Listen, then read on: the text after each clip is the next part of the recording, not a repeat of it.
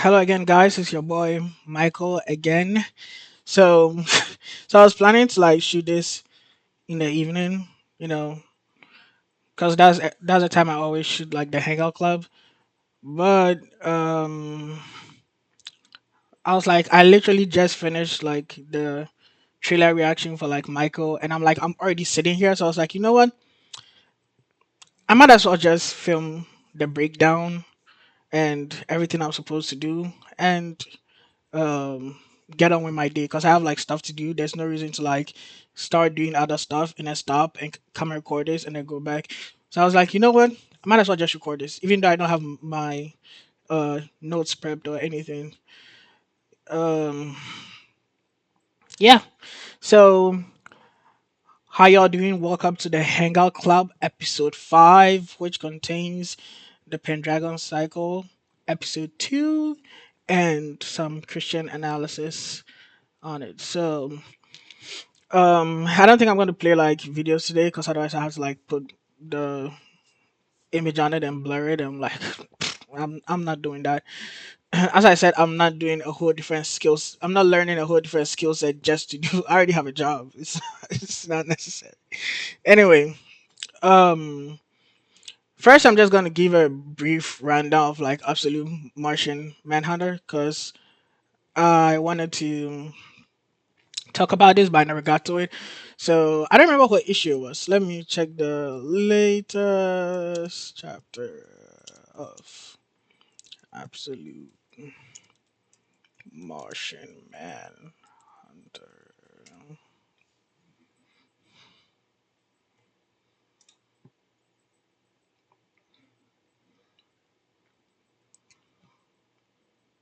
Hmm. Yeah, basically no. There are basically no images of it. Hmm. Should I do this during? You know what? I'll just give a brief rundown and then I'll give like the proper like follow through on a different like Hangout Club episode. Yeah. So basically, the longest short of like this issue was um Martian. Well, I don't even know his name, but like so John Jones has a Martian. Like I don't know whether you guys already know this. Maybe if you're already reading it, so you know this. But John Jones and the Martian are like separate people. So this is John Jones's Martian. At the end of the latest issue, he gets captured, and John Jones seems to have gotten like a new Martian, a huge. He's like really huge, and he looks like a villain. But I don't think he's a villain because he's green. But he's more like a steam punky type of Martian. So we'll see. We'll see what happens with Absolute Martian Manhunter. As I said, this issue was convoluted. It was just convoluted with colors and draw the animation and what was I gonna say? Sorry, I was listening to something else to make sure that the sound wasn't coming here. Yeah, so it's completed with story and artwork. So it was just like yeah. So nothing really happened. But I'll try to give like a proper.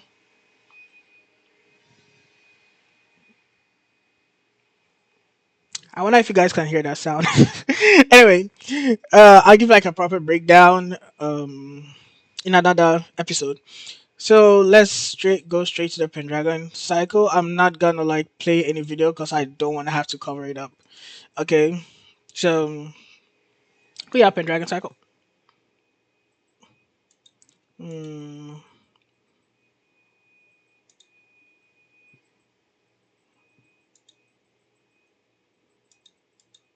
that's so strange. Hold on, let me try to reload the page. Ding, ding, ding.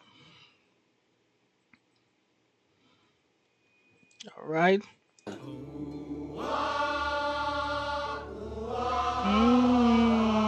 I'm not gonna lie, that sound is pretty cool.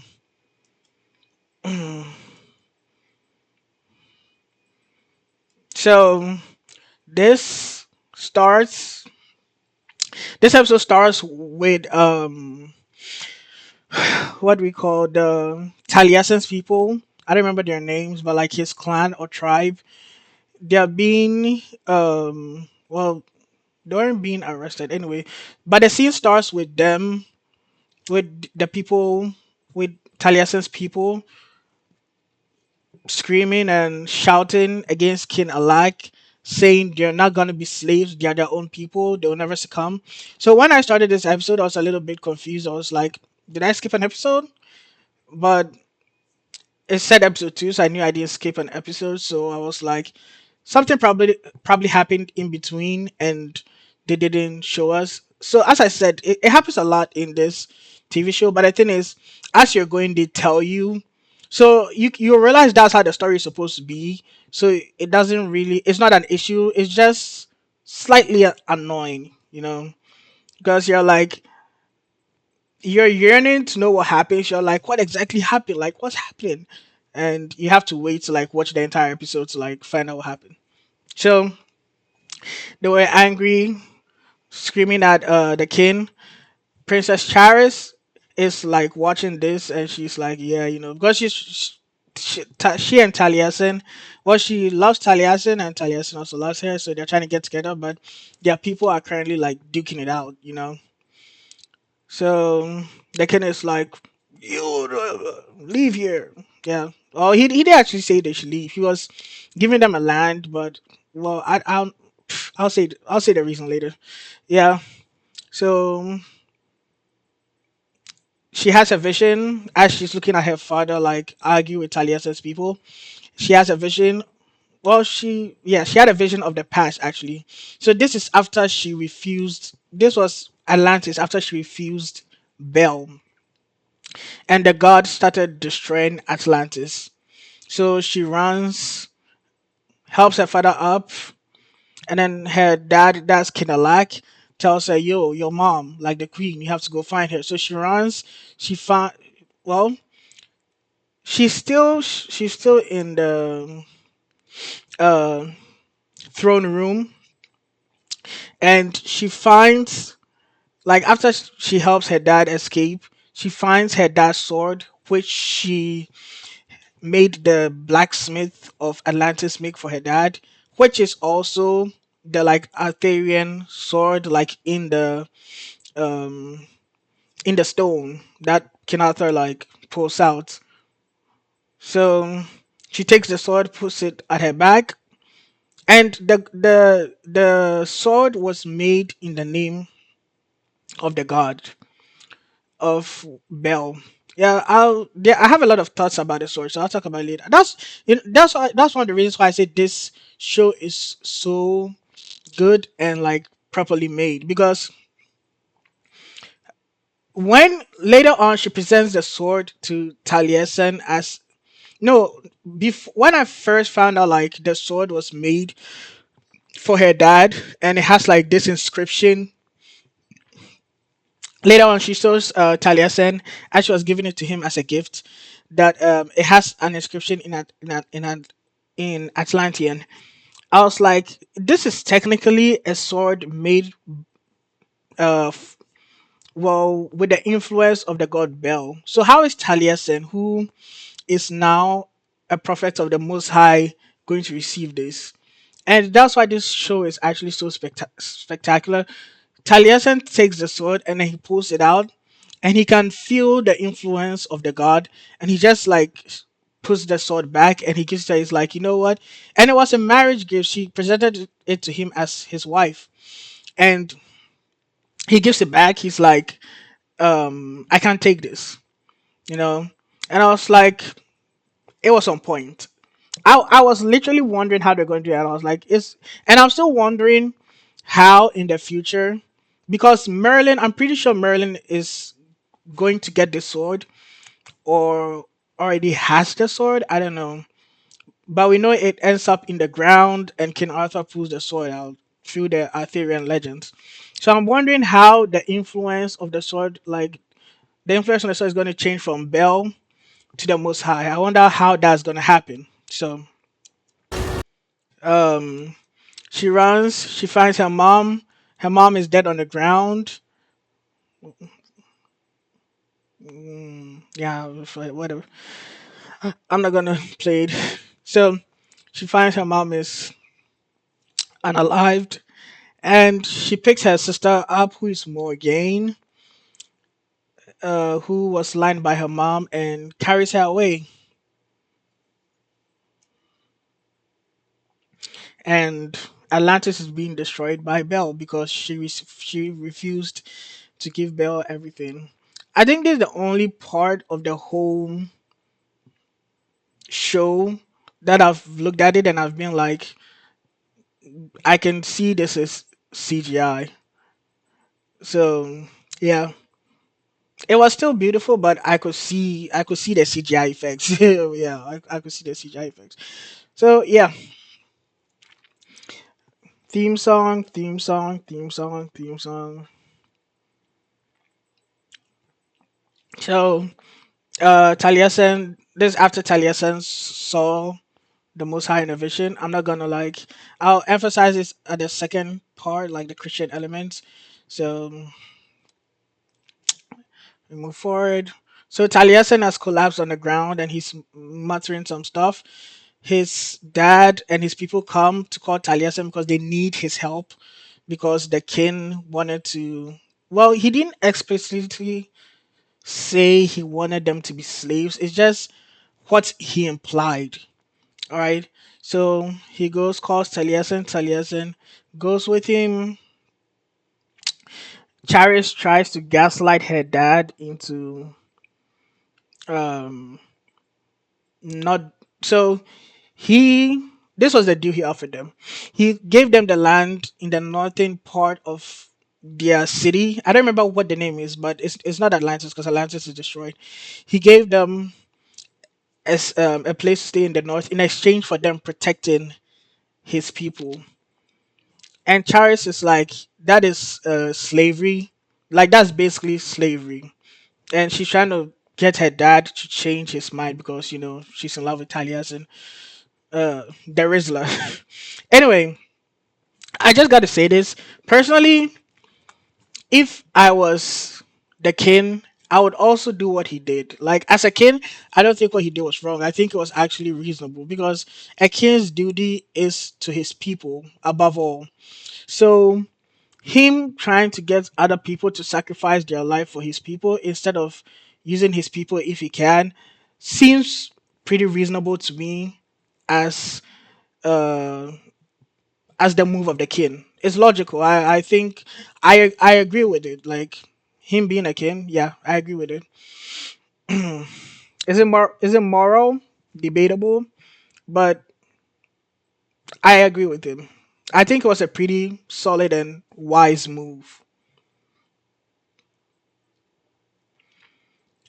So she tries to gaslight him. They talk. He's like, excuse me. He's like, do you love him? She's like, I don't know. And she walks away. She rides on a horse. Charis starts kissing Taliesin. Taliesin is like, something is wrong here, bro. We just had an argument. There's no way you've forgotten everything.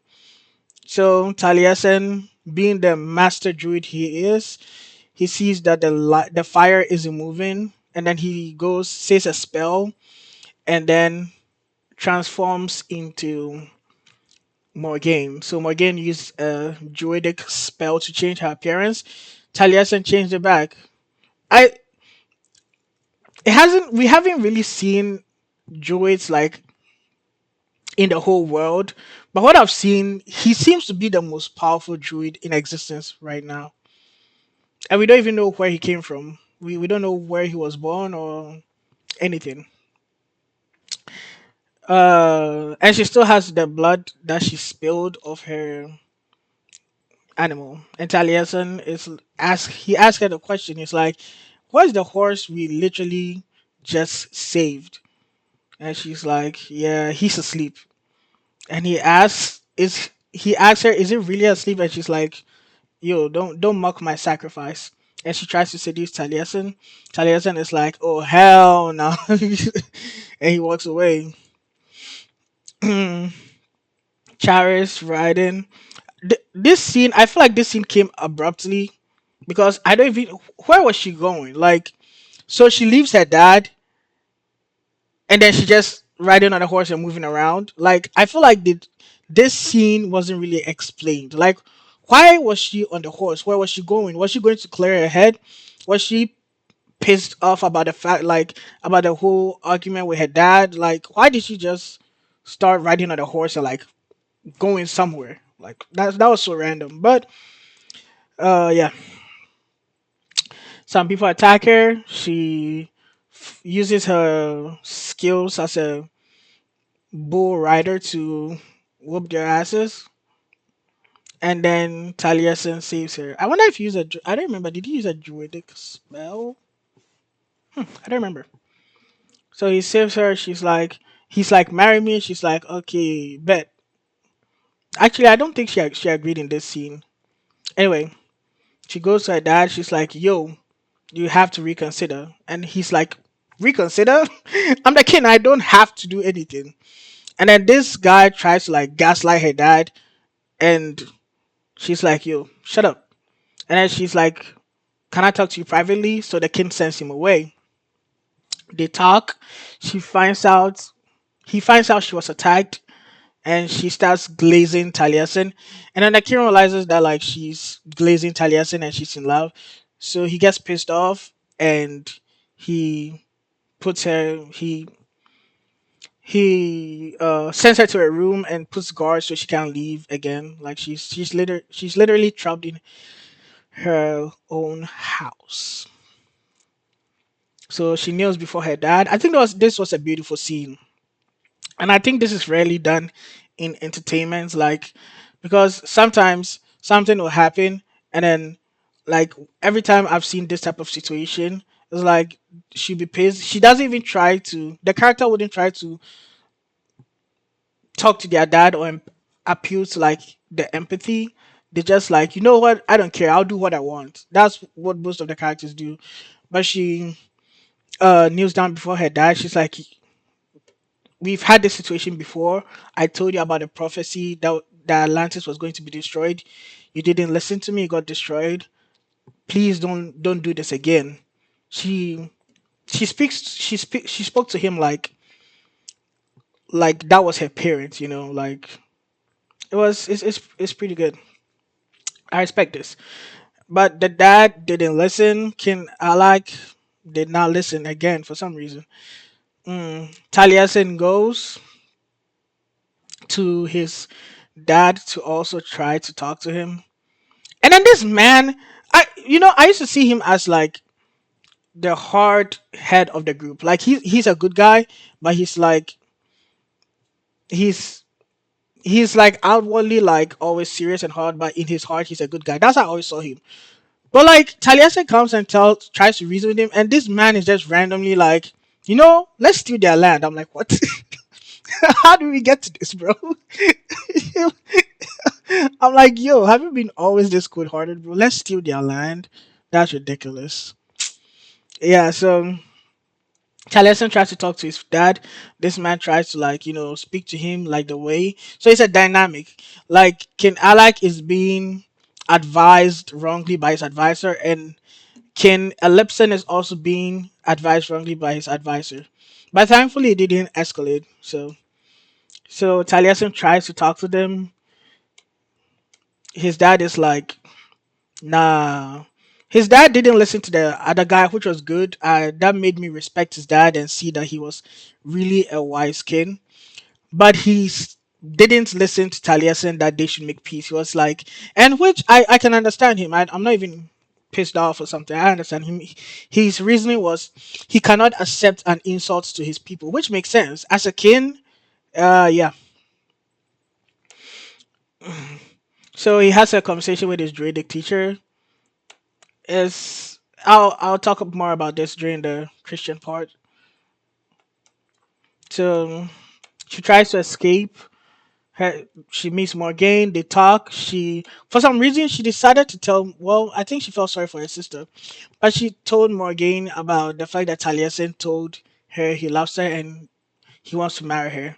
And Morgaine gets really pissed, and she calls the guards, and she gets locked in her room. She pulls out the sword and she's looking at it. And Taliesin comes to the door. They hug, talk, um, talk some more. He, mm,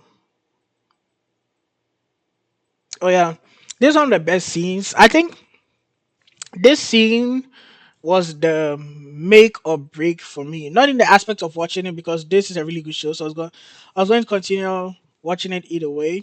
Is the fact that um Taliesin now being a prophet of the Most High, and he comes to her and she's like, yeah, I'll marry you, blah blah blah. So they decide to get married, and in this scene, she tries to sleep with him, and I was like, is the Daily Wire or the producers going to like make it like every other movie? Or are they going to stand on the Christian beliefs and principles they try to emphasize throughout the movie? And he stops her. He's like, I want to wait to marriage, and she's like, yo, you're doing this because of like the God you met who was able to like um make you believe in him. And he's like, yes. And she's like, I knew a God like Bel, and I killed him. So like I don't really trust gods. And he's like, nah, if you don't trust any god right now, trust me. So she's like, bet. So she goes to the sword, gives it to him, presents it to him as a gift. Taliesin pulls the sword out. He looks at it. He can tell the influence of a different god, and he's like, not today. He's like, not today. He puts it back inside, gives it back to her, and she puts it back. So they go, they call the priest. Taliesin is baptized. He calls his wife to be baptized too. She's still iffy about it because she still doesn't trust the Most High because she has a problem with like gods in general. So she goes, they baptize her, and then she has a vision. And this is the scene that answers most of my questions because in the vision, the sword she put back, she's holding the sword again, and then she uses that same sword, which has the influence of a foreign god, to cut the ropes that were like tying her to the past or whatever. And then she comes out again. They get married. They sleep together. Blah blah blah. Move. So they ride. They ride. Going. Yeah. They go somewhere else. Basically, they run away from their families. But what surprised me the most was the king let Taliesin go. I was really surprised. I legit thought like when Taliesin like decides to leave, his dad will try to stop him, but he actually let him go. I was impressed. I just my respect for him just keeps on like increasing the more the more I like watch the show. He's a respectable man. Um, or it could also be, it wasn't made clear. It could also be Taliesin run away before I don't know because even if that was so, like because Taliesin is the most valuable thing their tribe has. He's literally like the most powerful druid. So if my most precious thing ran away, I'll do everything I can to get it back, right? But he didn't even like, even if Taliesin didn't tell him he was running away, he didn't even send anyone after them. He just let it go. So I respect him. They move. They go to a new tribe. They went to the tribe where the priest came from. And Taliesin reaches and he realizes the priest is not, sorry, the king is not a good man. He's not like the priest. And Taliesin is shocked. He's excited. He's like, yo, another Christian. Like, I'm your brother in Christ. And the king is like, I don't believe in that. So, um, his wife Charis is like, yo, let's leave. And Taliesin is like, no, excuse me. He's like, no, I'm gonna like stay here. So he starts he starts just disrespecting like the the king's advisor or druid. I don't know if he's a druid. He's probably a druid. Yeah, he's probably a druid. So he decided the druid decides to ask Taliesin some questions to test his druidic knowledge or something. Taliesin he answers the question but not in the way the guy expects, and he tries to disrespect Taliesin. And then the king becomes arrogant and he's like, yo, you Taliesin leave and leave your wife with me. I'm like, bro, is this what you're doing now? Hmm. And Taliesin is like, no. And the druid tries to, show he has power, and Taliesin just uses his druidic. That was a pretty good scene. Yeah, he, pretty pretty good scene. He was like, you're a liar. It was something. It was like, you're a liar. Shut up, you deceitful snake, or something. And he just blows on him, and he loses his ability to speak. That reminds me of uh is it? I don't know. Why can't I remember the person? I'm surprised I forgot the name. But I know the the person the priest challenged, and they had to go in the Bible, and they decided to the priest challenged this prophet of the Lord to see whose God has more power. And they built an altar and they filled it with water, like a lot of water. Well, they filled the prophets who own with water, and the priest's own had nothing, and they went around it for like 2 days trying to call fire, never came. And the prophet's own was filled with water. He calls upon the name of the Lord, and it engulfs in fire. I can't remember who did that, surprisingly. Anyway, yeah, it reminds me of that scene. So just that was just by the way.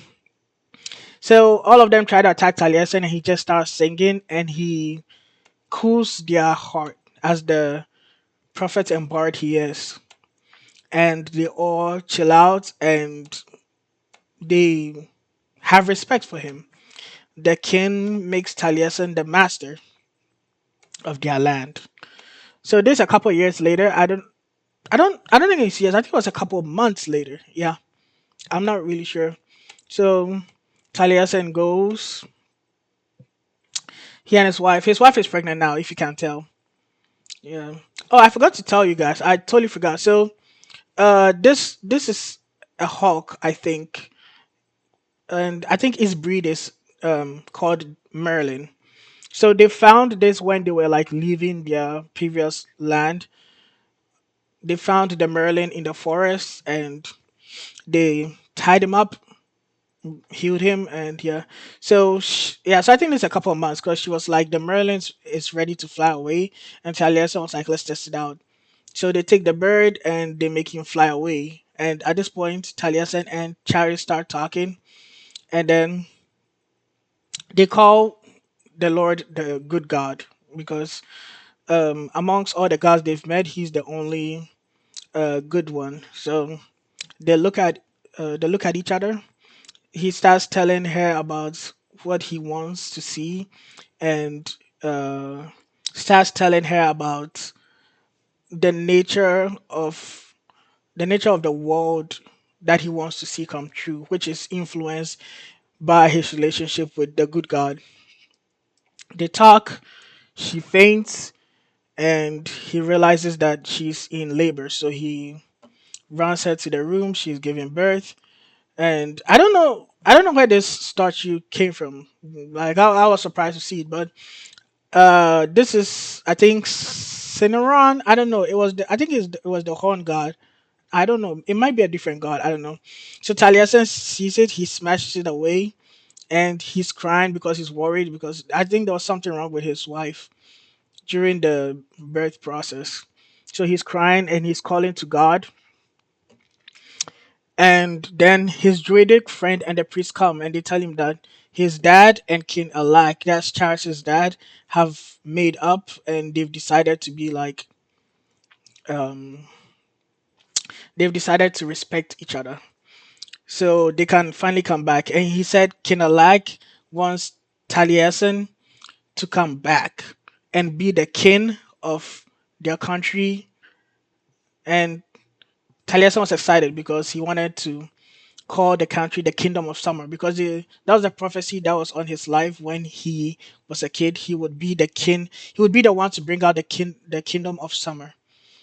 So he's excited, and to show there's like his earnestness, the king sent them with the sword, which he rejected.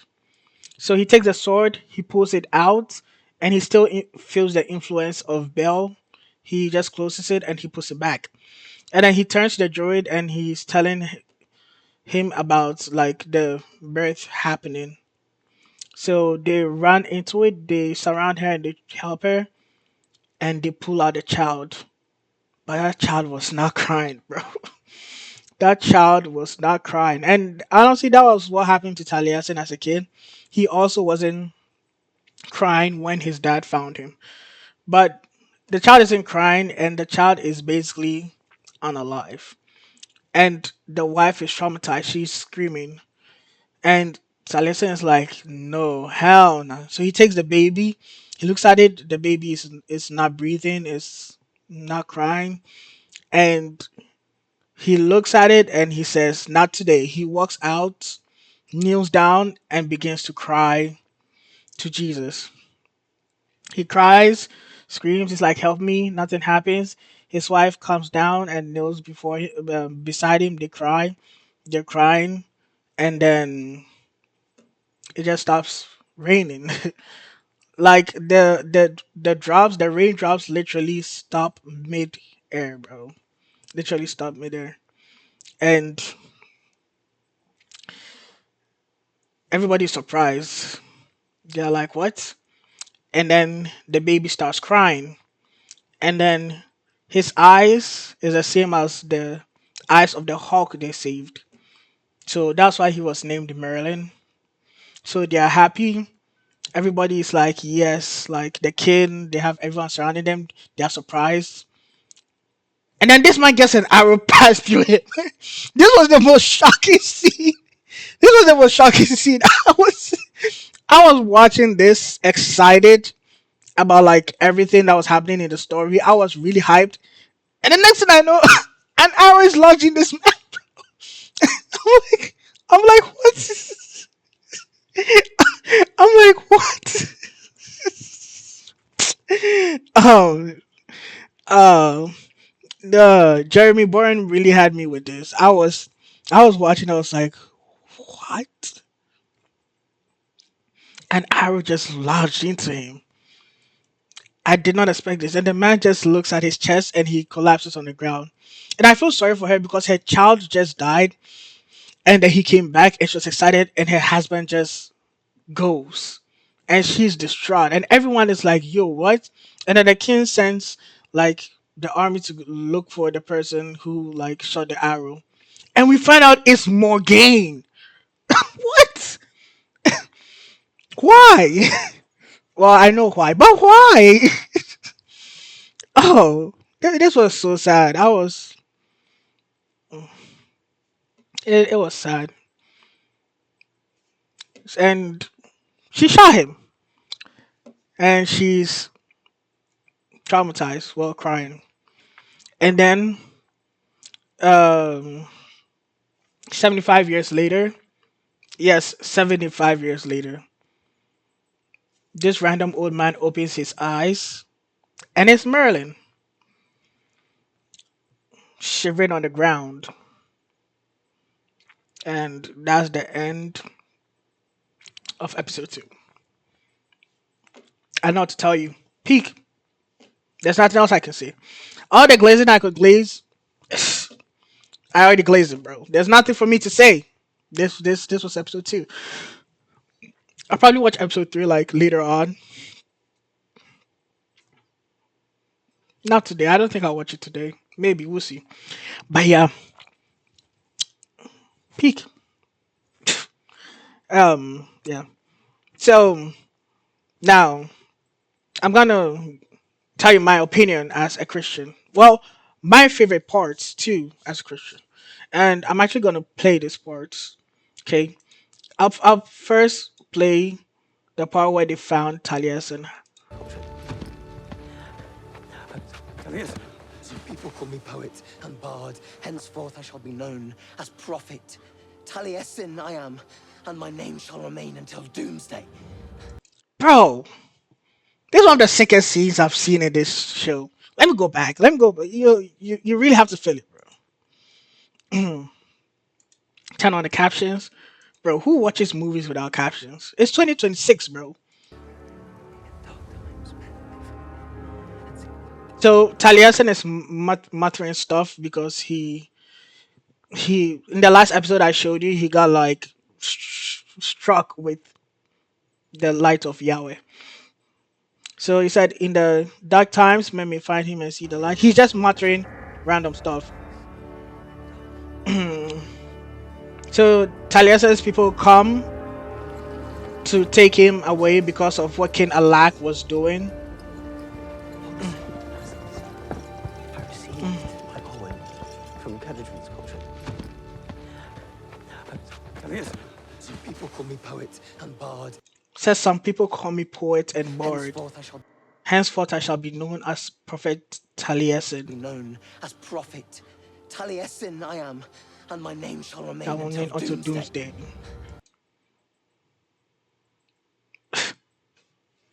What else can I tell you? Like if you're a Christian and you're not watching this, bro, I don't know what else to tell you. Like you're cooked. That's what you're cooked. What have you done? My lord, we have done little but listen to his declarations all night. Taliesin. All night? That's crazy. There you are. Afghan. Father. Say I have met the great delight. Supreme Spirit, the Lord of The Supreme Spirit, the Lord of all all worlds. worlds. There are many spirits, Taliesin. That there are many My Lord spirits. reigns over them all. Yep. Another God's war for you, son. My God has died for me. He said, my God has died for me. Maybe so. But I need you now.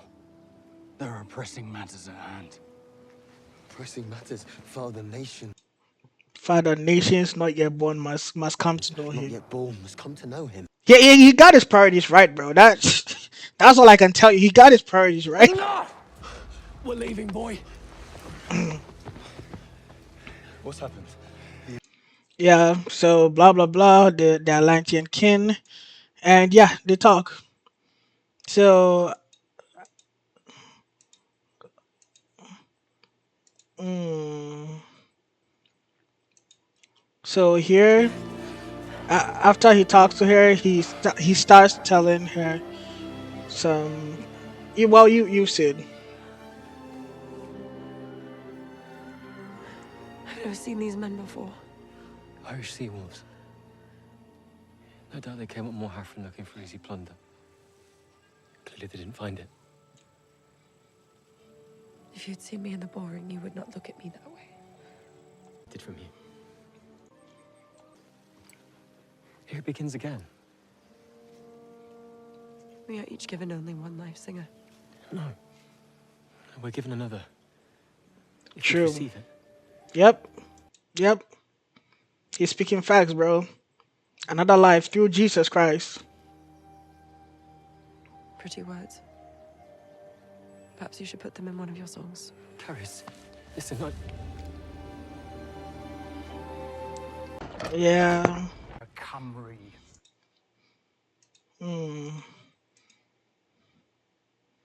Yeah. Oh yeah. So this is it. waiting to die. He is no coward. Enduring hardship does not make one an honor. This is when Taliesin was trying to convince his dad not to attack King Alak's people. And he just starts speaking facts, bro. Christian facts. Is he the one speaking of theft and war? Why beholdest the mote in thy brother's eye, but not consider the beam in thy own? The scriptures, bro.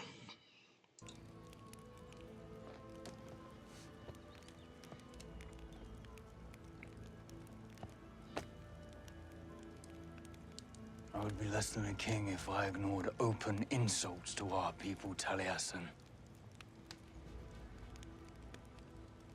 It's time to go.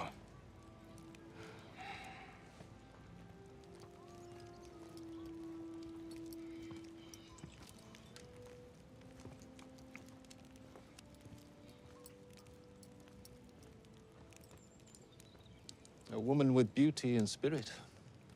A treasure. One need not be the great Taliesin to see the love written on your face. It's true. I do love the Princess Caris. I would marry her.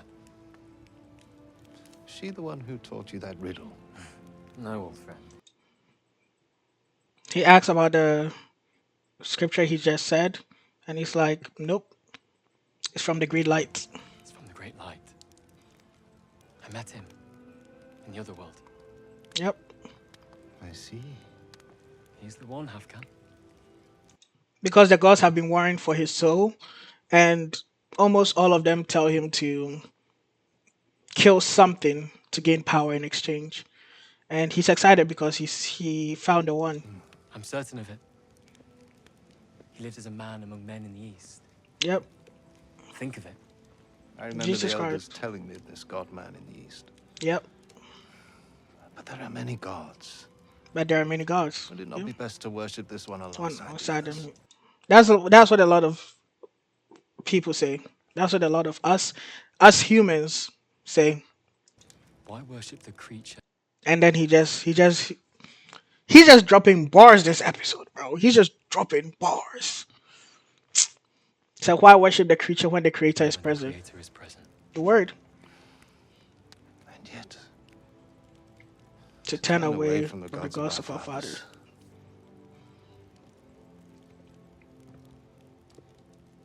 I will not abandon the Princess Caris.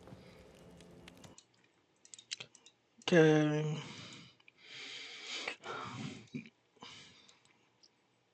Is it this? Yeah. My people are leaving in the morning. My father has hardened his heart. We can't stay here. Our people will not see reason tonight, but they may yet. If we leave. You would...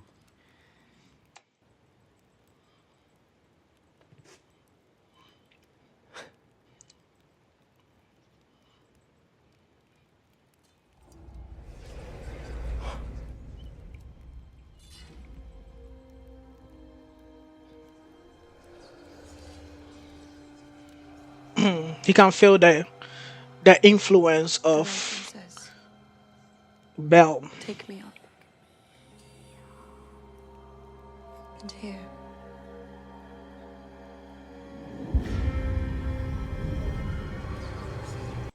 And the OSTs peak.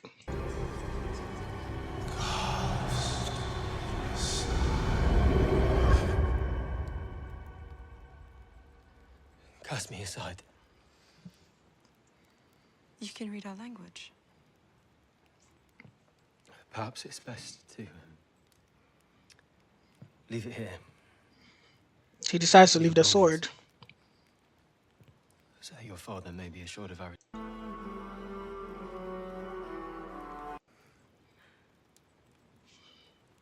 My father has hardened his heart. It skips forward way too ahead.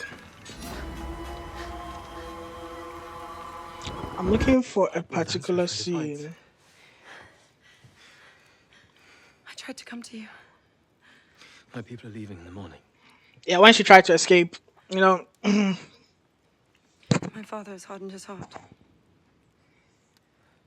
We can't stay here. Our people will not see reason tonight, but they may yet. If we leave. You would... leave your home. There is no life for me at Taliesin. I don't have my water to hydrate. Not without you.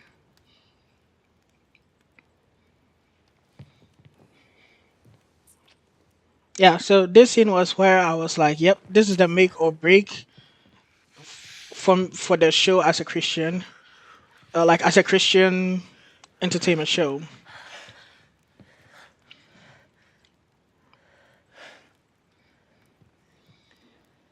I would wait till we're married.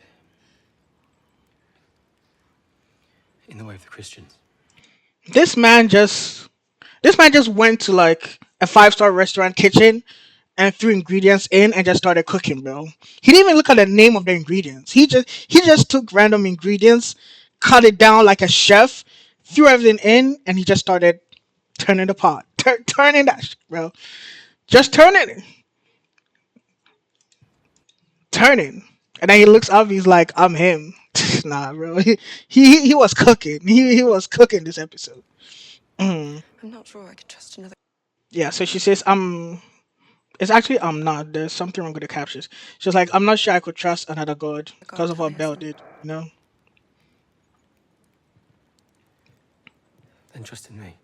Then trusting me. Yep. Mm. So they do whatever they wanted to. They run away. They get baptized. He was so excited to get baptized. It was interesting.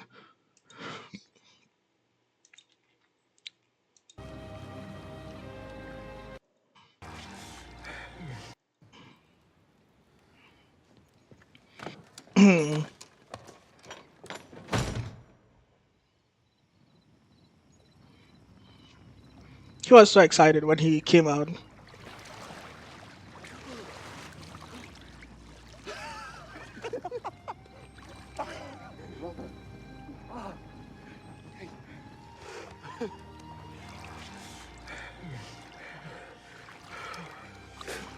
He was so excited. So she follows in. She gets baptized and she has the vision she had.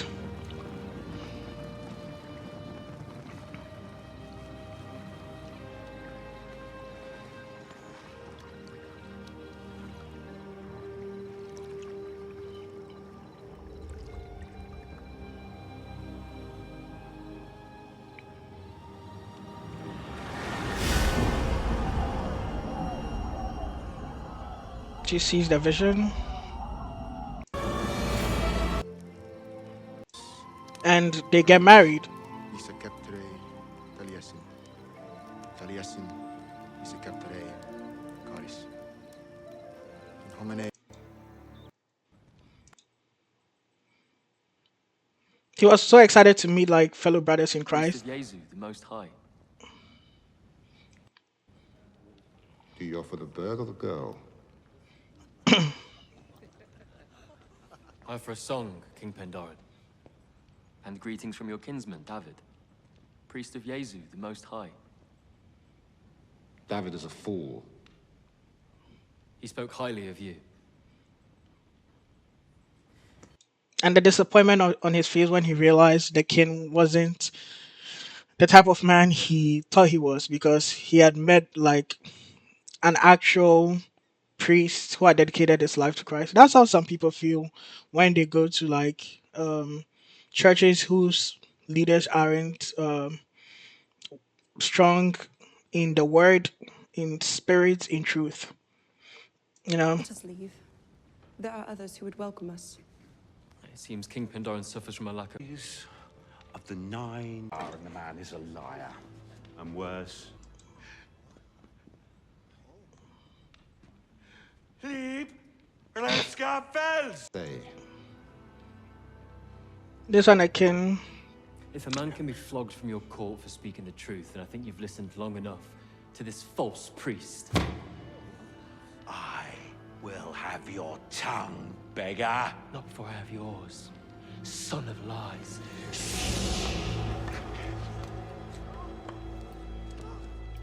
And he takes out. Like my fellows. He takes away his speech, which is crazy. Fighting season. He starts singing. Cost of the fight be known He converted the king into a real Christian by singing. as long as that That was funny. sweet magic Mm. and fighting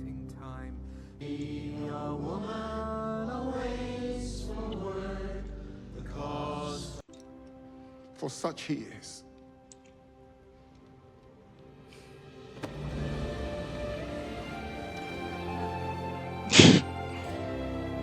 Yep.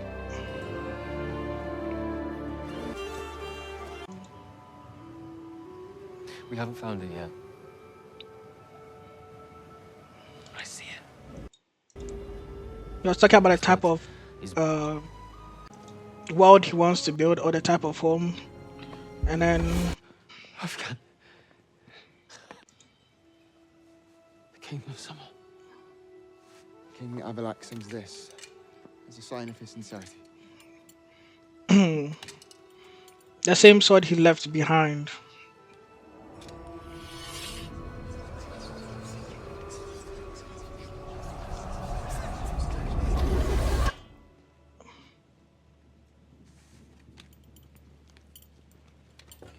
The Lady Caris. My wife.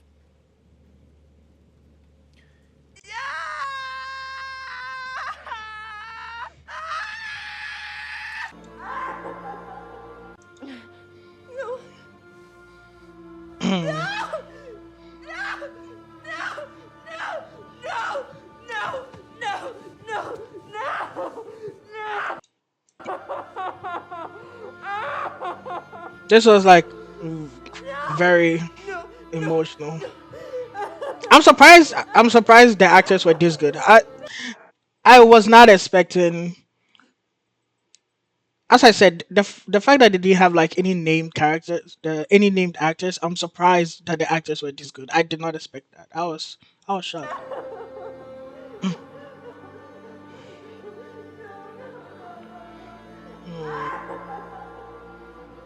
mm.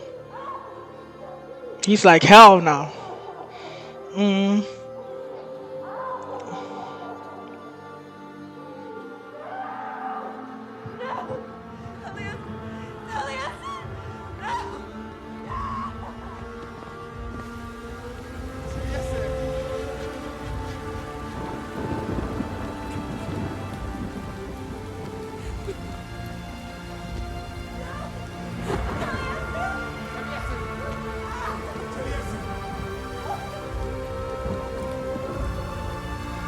I probably have to read the books for this.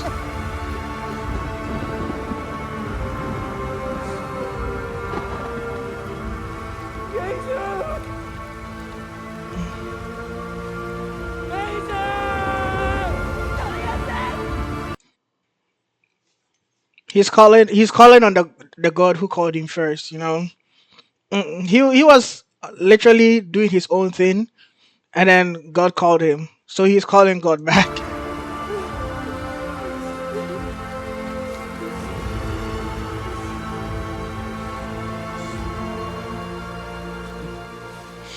And then he starts to sing like he did with the kin. He starts to sing.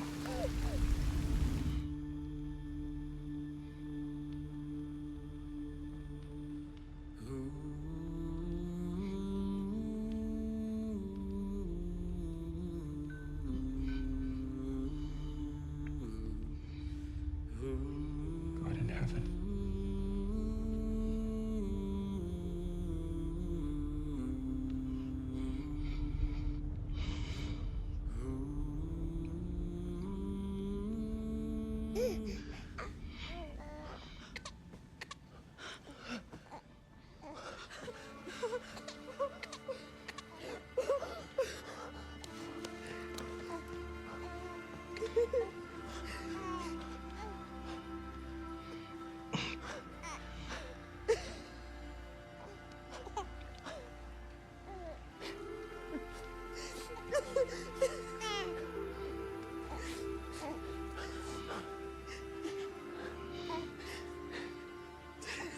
My son has the eyes of a hawk.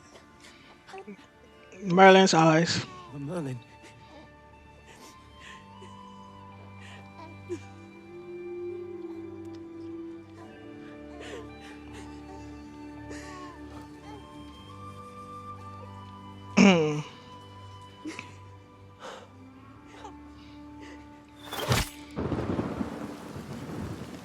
And this happens. That's crazy. That's crazy. That's crazy. Anyway, it's already been 55 minutes. I'm so shocked. What's the time? Wow. That's the end of this episode. Um, I'm excited for episode 3, but I don't know when I'm going to watch it. Sometime, probably sometime this week. And I hope you guys, watch this show. It's pretty great. I'm telling you, it's pretty great. All right. Hmm. That's the end of today's episode 5 of the Hangout Club.